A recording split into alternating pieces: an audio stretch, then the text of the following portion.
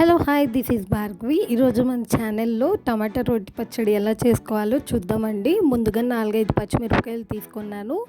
అలాగే 1/2 కేజీ టమాటాలు, 1 ఉల్లిపాయ తీసుకున్నాను. అలాగే 2 రెమ్మల కరివేపాకు తీసుకున్నానండి. ఇవన్నీ చక్కగా నీటిలో కడుక్కోవాలి. నేను టమాటా పచ్చడికి సైడ్ డిష్గా గారెలు అయితే వేసుకుంటున్నాను అండి.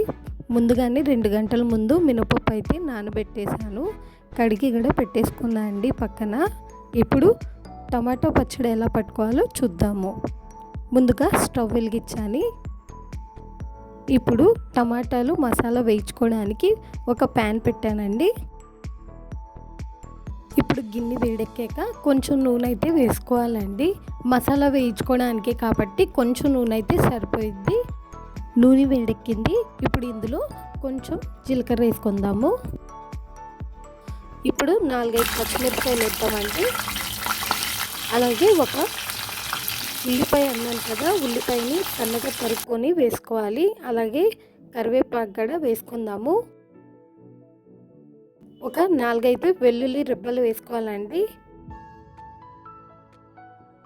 ఇప్పుడు ఈ మసాలా అంతా కూడా మనకి ఎర్రగా అవ్వాలండి. గోల్డెన్ బ్రౌన్ కలర్లో వేయించుకుంటే మనకి చట్నీ రుచిగా బాగుంటుంది.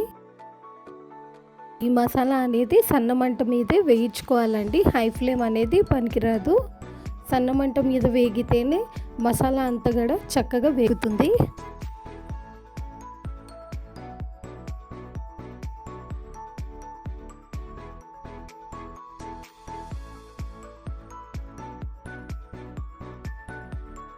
చూస్తున్నారు కదా, మసాలా దోరగా వేగిందండి. ఇప్పుడు స్టవ్ ఆఫ్ చేసుకొని మసాలాని కొంతసేపు చల్లారనిద్దాము. మసాలా చల్లారిపోయిందండి. ఇప్పుడు దీనికి ఒక మిక్సీ జార్లో షిఫ్ట్ చేసుకుందాము. ఇప్పుడు ఒక గిన్నె తీసుకొని దాంట్లో కొంచెం చింతపండు వేసుకోవాలండి.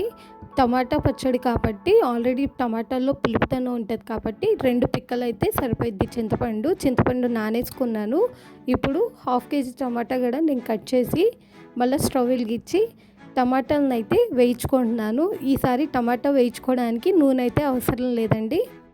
టమాటాలు వేగేలోపు నేను ముందుగా నానబెట్టుకున్న మినపప్పునైతే గ్రైండ్ చేసుకుంటాను.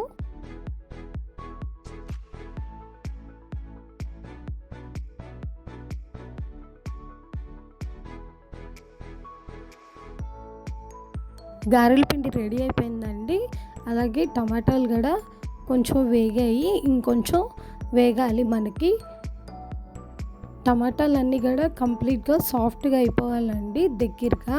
అప్పుడు దాకా ఇంకొంచెం వేయించుకుందాము.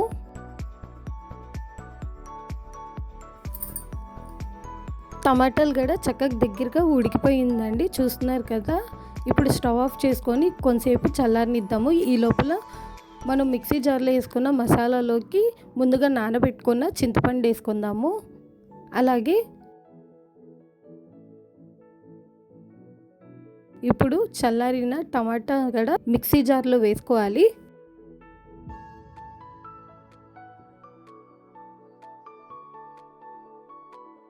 ఇప్పుడు చట్నీలో సరిపడా కొంచెం ఉప్పు అయితే వేసుకుంటున్నాను. ఉప్పు తగినంత మన టేస్ట్కి తగ్గట్టు వేసుకోవాలి. చట్నీ రెడీ అయిపోయిందండి. ఇప్పుడు స్టవ్ వెలిగించుకొని ప్యాన్ పెట్టి గారెలు అయితే వేసుకుంటున్నానండి. ముందుగానే గారెల పిండి రెడీ చేశా కదా, దాంట్లోకి కొంచెం మినపప్పు పక్కన పెట్టానండి.